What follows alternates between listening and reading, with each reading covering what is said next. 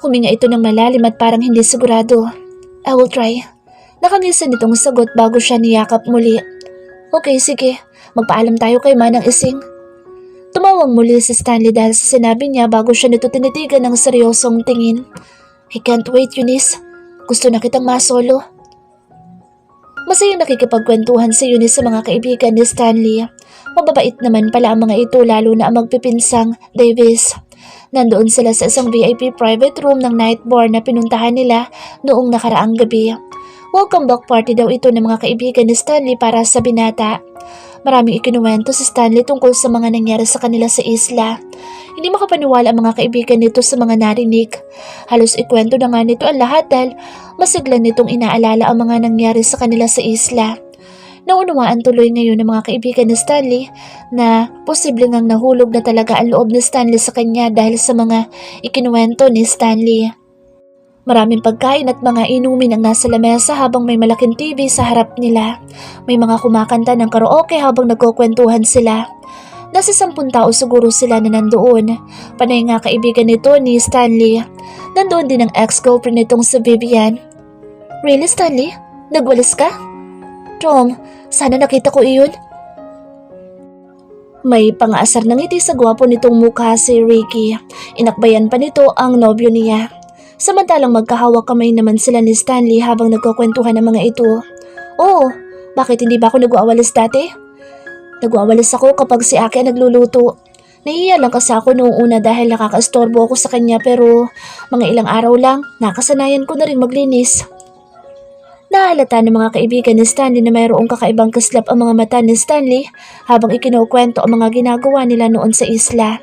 Halatang masaya ang kaibigan ng mga ito kaya masaya din sila para kay Stanley. Kahit vacuum nga hindi mo ginagawa. That's unbelievable. Humahalakak na sambit ni Chris. Samantalang pangiti-ngiti lang sa Vivian sa tabi ni Ricky. Kakaiba din ang magkakaibigan na ito, ano? Pasahan ng nobya? Nag-iwas ng tingin si Eunice nang mapansin niya ang malikot na kamay ni Ricky na pilyong pumipisil sa isang binti ni Vivian. Napaka-PDA naman ang dalawang ito. Hindi sanay si Eunice na makakita ng ganoon kaya mabilis niyang tinanggal ang tingin sa magkasintahan. Ipinilig niya ang kanyang ulo dahil sa naisip niyang senaryo na nakakadiri. Are you okay, Aki? Napansin agad ni Stanley ang pagkailang niya. Ayos lang ako, Aki. Sagot niya kay Stanley kaya naman hinapit ito ang kanyang bawang at hinalikan ang sentido niya. Inulan tuloy sila ng tukso kaya napangiti silang dalawa. Masyado kasing malambing ang nobyo niya. Pinamulahan tuloy siya ng mga pisngi. Aki? Anong klaseng tawagan yan? Pang-aasar ni Chris kay Stanley habang nakangisi ito. Aki means akin lang siya. Nakangiting sagot ni Stanley kaya lalong nag-init ang pisngi niya. Proud na proud yata ang mukong sa pagiging magkarelasyon nila. Lalo silang tinukso ng mga ito. Hindi pa rin ako makapaniwala na may seryoso ka ng relasyon ngayon. Sana all talaga. Naumpog ka lang, nagka-girlfriend ka na ng tunay at mukhang masayang-masaya ka na. Natatawang sabi ni Ricky kay Pogi. Napapansin na kasi nitong totoo na ang damdamin ni Stanley para sa kanya. Eh di marunong ka na rin magluto, Stanley, at umakyat ng puno. Tanong ni Lance. Napakagwapo rin ito. Required ba sa magkakaibigan na ito ang pagiging gwapo? Dahil wala pa kahit isang lalaki ang hindi gwapo sa mga ito. Napakamot sa kilay ang binata at nakangiting tumingin sa kanya. Hindi pa nga eh. Ang hirap naman kasing gawin iyon. Ang galing lang talaga ni Aki dahil lahat ng puno kaya nitong akyatin eh. Guys, sorry I'm late. Nakangiting pumasok si Patrick sa VIP room kaya naman napunta sa binata ang kanilang atensyon. Nawala naman ang ngiti ni Stanley pagkakita sa lalaki. Kaibigan ba talaga natin siya? Kunot toong tanong ni Stanley kay Lance at nakangiti naman ang lahat kay Patrick bukod kay Lance. Oo naman. Classmate kayo sa New York sa medical course. Noon? Stanley, di mo ko in-invite sa party mo. Dumb shit ka. Natatawang sabi ni Patrick kay Stanley kahit hindi maganda ang tingin ni Stanley dito. Lalo pang sumama ang tingin ni Stanley kay Patrick nang tingnan siya nito. Ngumiti si Patrick sa kanya. Hello Eunice. Nakangiting bati sa kanya ni Patrick bago ito umupo sa tabi niya. Tumingin muna siya kay Stanley dahil naramdaman niyang pinisil nito ang kanyang kamay na hawak nito. Napangiwi siya dahil nawala na ang masiglang ngiti ni Stanley kanina at napalitan na iyon ng naiiritang mukha. Ang dami ng mga space. Doon ka umupo. Tinuro pa ni Stanley ang ibang upuan ng malaking itim na sopa na nandoon. Napakasuloso nito. Dati naman, hindi ka ganyan. Merong mapang-asar ng ngiti si Patrick pero sinunod pa rin ito ang sinabi ni Stanley. Pinagsasalosan mo si Patrick? Natatawang tanong ni Chris. Ayoko lang na may lumalapit sa girlfriend ko. Mariin ang pagkakasabi ni Stanley ng salitang girlfriend kaya napasipol si Ricky at Chris. Napayuko lang si Eunice dahil nahihiya siya sa mga kaibigan ni Stanley, lalo na kay Patrick. Napakasaloso naman kasi ni Pogi eh. Nakipagkilala lang naman ako kay Eunice last time. Nagsalos na pala agad. Napapailing na sambit ni Patrick kay Stanley. Kunot noon lang ang sinagot ni Stanley sa kaibigan nito. Ituloy mo na lang ang kwento mo, Stanley. Nabitin ako eh. Sabi ni Lance. May pagkatsismoso pala ito. Napaisip tuloy si Eunice. Nagchichismisan din pala ang mga mayayaman at mga gwapo. Oo nga, tell us kung nakascore ka na ba sa isla. Lalo na't dalawa lang kayo ni Eunice doon for sure. Chris. Chris ang pangalan mo, di ba? Putol ni Stanley sa nagsasalita. Oo, bakit? Chris, napakadumi ng isip mo. Wala akong ginagawang masama kay Aki habang nandoon kami sa isla. Nagtawanan ng mga kaibigan ni Stanley at parang hindi naniniwala dito. Kung natatandaan mo lang sana kung gaano kadumi ang isip mo noon, Stanley. Para ka talagang alien ngayon eh. Natatawang sagot ni Chris. Wala po talaga nangyari sa amin sa isla. Mabait po si Pogi. Hindi siya bastos katulad ng sinasabi niyo. Pagtatanggol niya sa kanyang nobyo. See? Sambit ni Stanley. Oh, parang hindi kami makapaniwala. Imposibleng walang sex life ang isang Stanley Scott sa loob ng 2 linggo. Parang naiinis na si Stanley sa mga sinasabi ng kaibigan nito kaya siya na ang sumagot. Wala po talaga. Tom, sorry Eunice, hindi lang kami makapaniwala. Sa lahat sa amin dito, alam mo ba itong si Stanley ang pinakababaero? Tipid lang nang umiti si Eunice kay Chris. Chris, pag nasapakan ni Stanley, hindi namin aawatin yan. Kanina ka pa eh. Napapangiting babala ni Lance sa pinsan nito. Nagtaas ng kamay si Chris. Stanley, we're friends. Ititikom ko na ang bibig ko. Nabibigla lang kasi ako. Eunice, baka naman hindi ka kaakit-akit para kay Stanley. Baka kasi hindi ka masyadong attractive and sexy. Hindi ka kaakit-akit sa paningin ni Stanley dahil maliit yung dibdib mo. Sino ba naman gaganahan, di ba? May halong pangiinsultong sabi ni Vivian kaya napatahimik ang lahat dahil napaka below the belt na nang sinabi nito. Kumunot lalo ang noo ni Stanley dahil sa sinabi ng babae at parang gusto nitong manapak kung hindi lamang babae ang Vivian na iyon. Napayuko naman si Eunice dahil napahiya siya sa mga tao roon. Sino naman nagsabi sa iyong hindi? Pinipili ko lang respetuhin ng babaeng pinahalagahan ko. She deserves my respect because she is a decent woman. Nangungot niyang sabi ni Stanley na ikinangiti ng mga kaibigan nito. Idiniin pa nito ang salitang decent woman. Napahiya naman ng husto si Vivian kaya peke itong tumawa habang pulang-pula ang mukha. I'm just kidding. Chill, Stanley. Naniniwala na talaga ako sa forever. Kailan kaya ako may love na ganyan? Sabi ni Ricky habang nakatingin ito kay Stanley.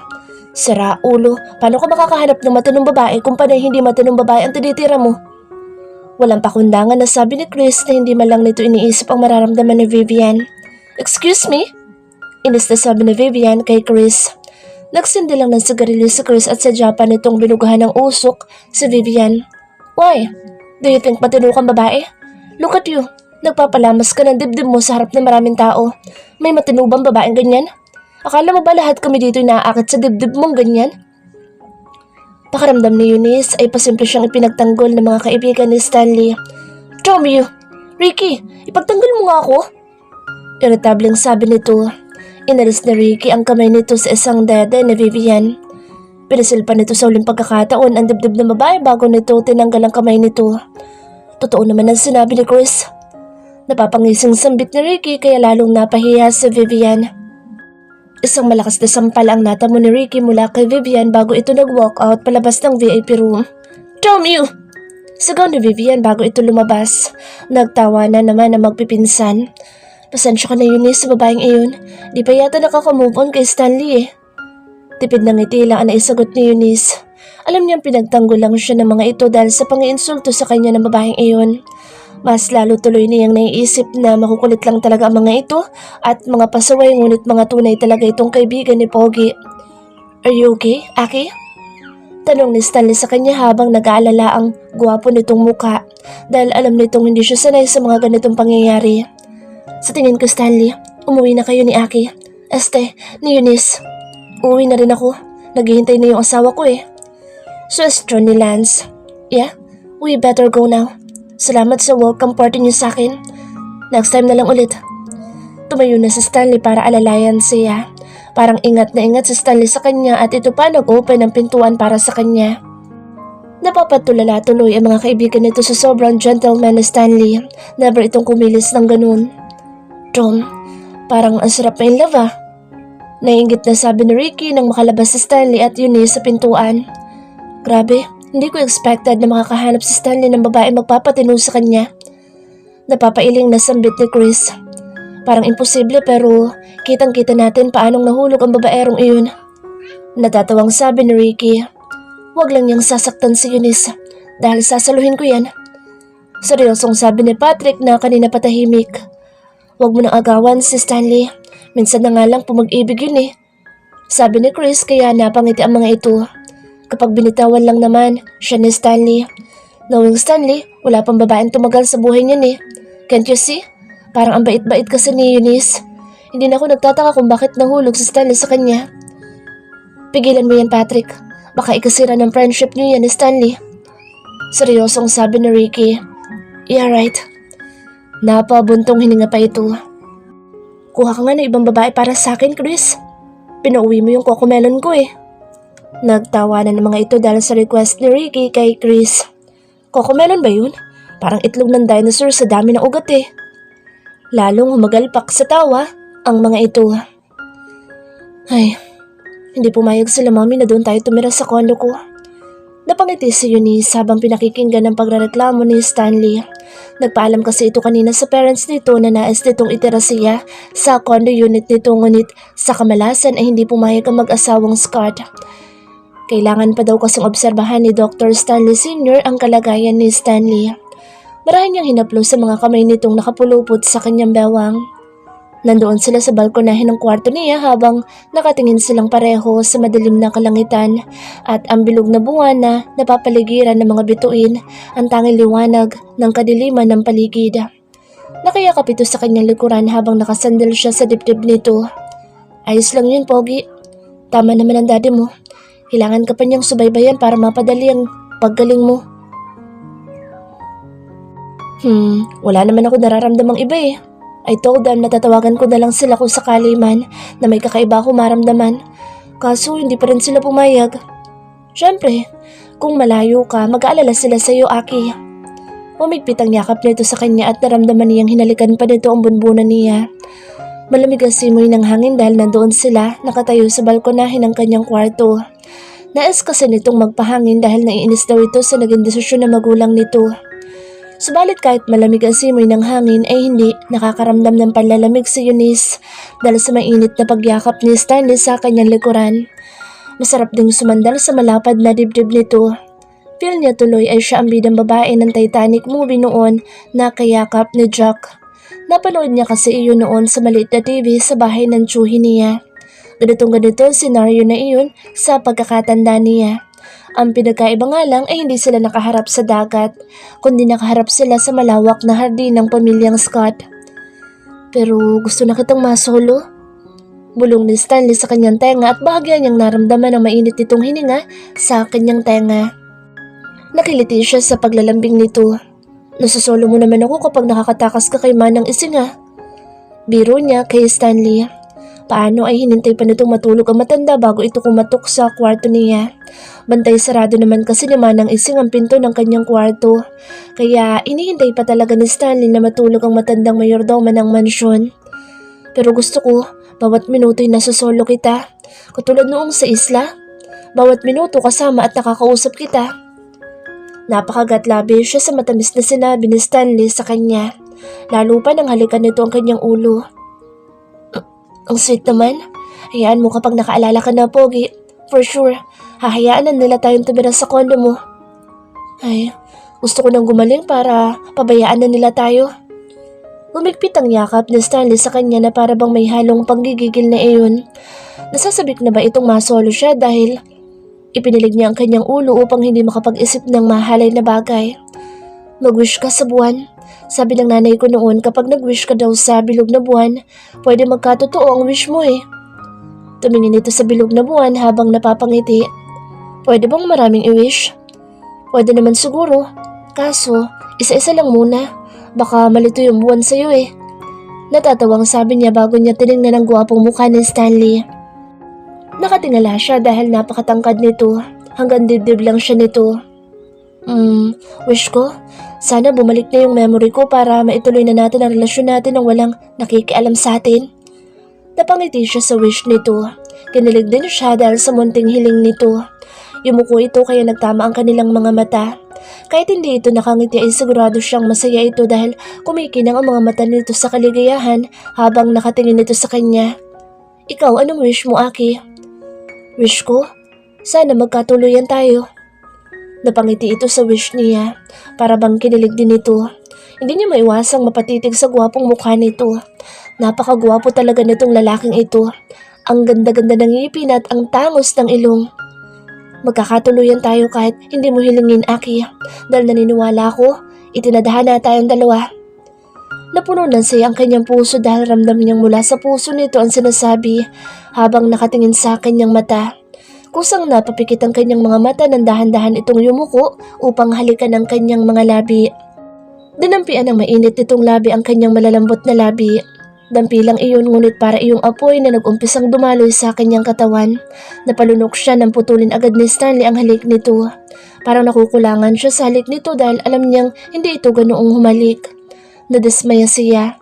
Hindi nga ba siya kaakit-akit? Bakit hindi mo na ako hinahalikan katulad noong unang beses mo kong hinalikan? Totoo ba yung sinabi ni Vivian? Hindi ba ako kaakit-akit sa paningin mo? Hindi niya maitago ang konting hinanakit sa kanyang boses. Agad nagbago ang ekspresyon ng mukha ni Stanley. Parang nag-alala ito sa kanyang naramdaman. Aki, hindi sa ganoon. Huwag mo isipin ang sinabi ng babaeng iyon. Kung alam mo lang kung gaano ako nagpipigil para makontrol ko lang ang sarili ko. Gusto kitang igalang. Pero gusto kong halikan mo ako ulit katulad ng itinuro mo sa akin. Nag-toothbrush naman ako Naligo pa nga ako ngayong gabi kahit hindi ko naman ugalang maligo ng 2 beses sa isang araw. Ginagawa ko na ngayon dahil nobyo na kita. Hinaplos na ni Stanley ang pisngi niya habang napapangiti ito sa kanyang mga pinagsasasabi. Aki, huwag ka mag-isip ng ganyan. Kahit hindi ka maligo, naaakit pa rin ako sa'yo pero hindi ako kasing sexy ng mga babaeng dumaan sa buhay mo. Dahil hindi ako magaling humalik katulad nila. Kaya ayaw mo na akong halikan ulit. Nagtatampo na talaga siya at parang nasasaktan siya dahil ayaw talaga siyang halikan ng nobyo niya. Pumuntong hininga ito at mas sinigpitan ng pagyakap sa kanya. Wala akong pakialam sa ibang babae, Aki. Sino naman nagsabi sa iyo na ayaw kitang halikan? Gustong gusto ko nga Kaso baka hindi ko makontrol ang sarili ko at may magawa ako sa iyo. Hindi ko hahayaan na makuha ang bagay na alam kong iniingatan mo. Ayokong madaliin ka, Aki. Kaya hindi totoo ang sinasabi ni Vivian. Alisin mo yun sa isip mo dahil sa'yo lang ako naaakit. Kung pwede nga lang gawin ko na yun sa'yo ngayong gabi, gagawin ko pero mas mahalaga pa rin sa akin ang tiwala mo. Napakurap-kurap siya sa sinasabi ni Stanley. Ganoon ba siya nito nare-respeto? Ganoon ba nito pinahalagahan ng tiwala niya? Napalunok siya at napatitig sa mga labi nito. Dahan-dahan siyang umarap dito at ikinawit niya ang kanyang 2 kamay sa leeg nito. Nakita niyang natigilan ito sa kanyang ginawa. Hindi ko naman pagsisisihan kung ikaw makakakuha ng pinakaiingatan ko. Sa'yo ko lang din naman balak ibigay ang katawan ko. Hindi niya malaman kung anong kalandian ang sumailalim sa kanyang katawan para masabi niya iyon ng dire-diretso habang nakatingin sa mga mata nito. Aki, napapalunok ito at halatang nabibigla sa mga sinasabi niya. Ngunit kababakasan ng pananabik ang konting panginginig ng mga mata nito. Halikan mo ko ulit, Stanley. Gusto kong maramdaman ang halik mo. Kung kaakit-akit talaga ako sa paningin mo. Hindi na nito pinatapos ang sinasabi niya at mabilis nitong tinawid ang pagitan ng kanilang mga labi. Isang nananabik na halik ang ipinatikim nito sa kanya. Mapusok nitong hinalikan ang kanyang labi na para bang uhaw na ito sa halik niya. Napaungol agad si Eunice dahil sa mapusok na halik ni Stanley sa kanyang labi. Parang nanghina ang kanyang mga tuhod dahil sa paraan ng paghalik nito sa kanya. Mas intense pa iyon kaysa sa unang halik nito sa kanya. Mas nananabik iyon, mas malalim. Sinubukan niyang tugunin ang paghalik nito sa kanyang labi at ginaya niya kung paano nito hinahalikan ng bibig niya. Napakahigpit ng pagkakayakap nito sa kanyang bewang. Ang sarap ng pagkakayakap nitong iyon sa kanya habang hinahalikan siya nito na maalab at nag-aapoy na halik. Narinig niya ang pag-ungol ni Stanley nang maramdaman nito ang kanyang pagtugon. Tila lalo pa itong nanggigil na halikan ng kanyang bibig. Aki, hindi ko mapipigilan ang sarili ko. Hinihingal na sambit ni Stanley sa pagitan ng mga halik nito sa kanya na para bang ayaw ng lubayan ang kanyang labi. Ako din, Stanley. Ungol niya habang nakikipagsabayan siya sa pakikipaghalikan sa bibig nito. Nagsimula na ring maglumikot ang mga kamay nito mula sa kanyang bewang. Hindi niya namamalayan na napapunta na pala sila sa may bahagi ng kama. Hoy! Mga pasaway! Halos masilaw silang dalawa ni Stanley nang biglang bumukas ang ilaw ng silid niya at umalingaw-ngaw ang matinis na boses ni Manang Ising. Mabilis na tinakpan ni Stanley ang katawan niya. Lumapit si Manang Ising at hinampas dito ng tsinelas ang braso ni Stanley. Sinabi ng bawal pa? Bawal pa yan? Kayo talagang dalawa hindi mapigilan. Balik doon!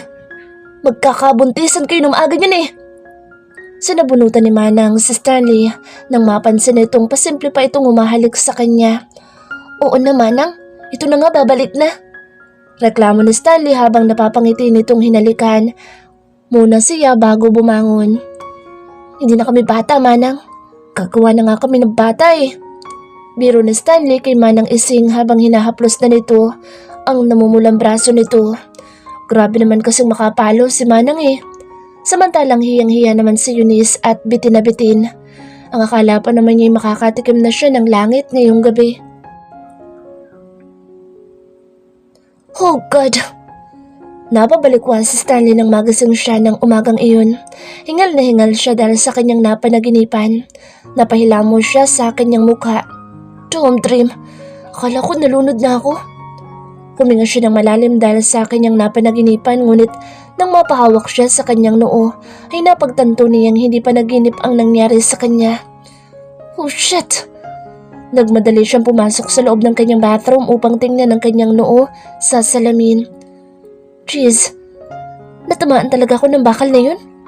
Buti namat buhay pa ako. Napangiwi siya nang makita niya ang sugat sa kanyang noo. Medyo magaling na ang sugat na iyon ngunit halatang malalim. Mukhang tinahina rin ito.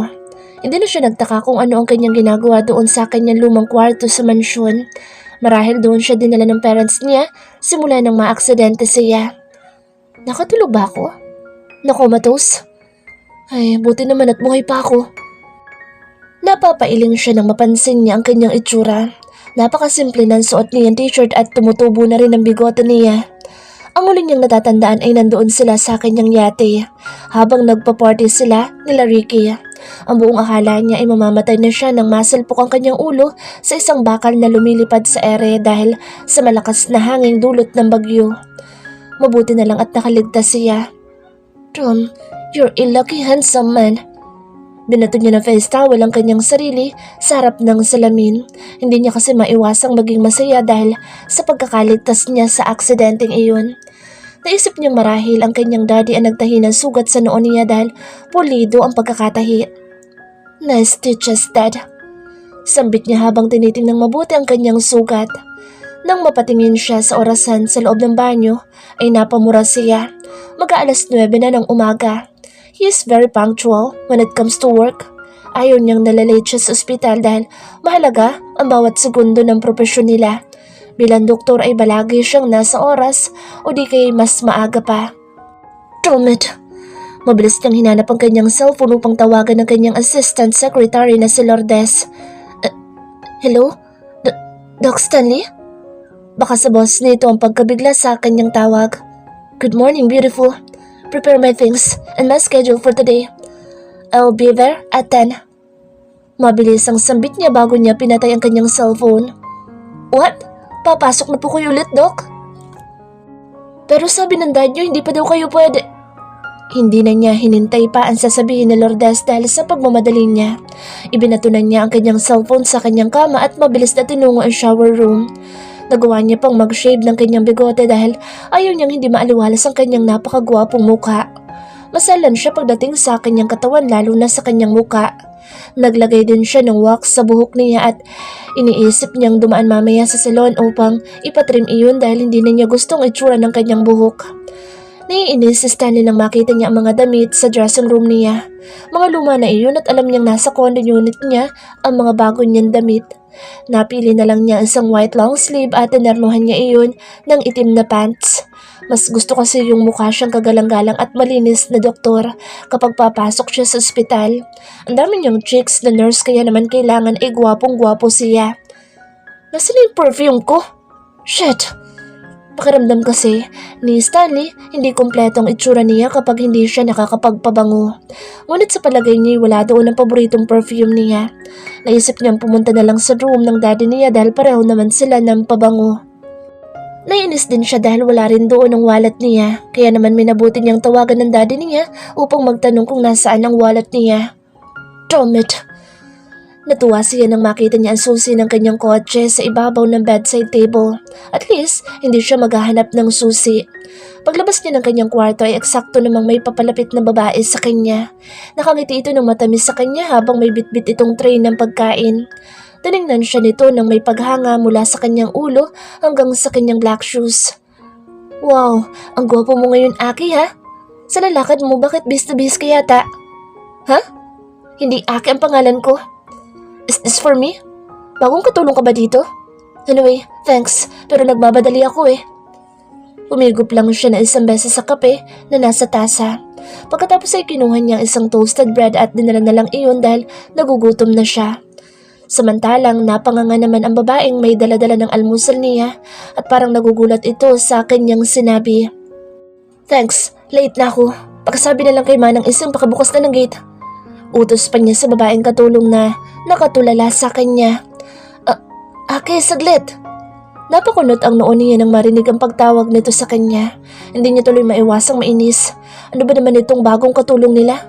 Kay aga-aga ay lutang ba yata ito? Stanley, hindi Ake ang pangalan ko. Please ate, pakisunod na lang ng utos ko kasi late na talaga ako. Medyo kunot noon niyang sabi sa babae bago siya nagmamadaling bumaba ng hagdanan. Naiwan naman itong nakatulala. Nakasalubong siya ni Manang Ising sa lobby ng mansyon. Halatang nagulat ito nang makita ang itsura niya. Sir, saan ang punta mo? Sa hospital? Manang, paki-open naman ng gate. Late na ako eh. Nilagpasan niya lang si Manang Ising habang nagmamadali. Tinatawagan niya rin sa kanyang cellphone ng daddy niya. Sir! Manang, ano po bang tinatayo niyo dyan?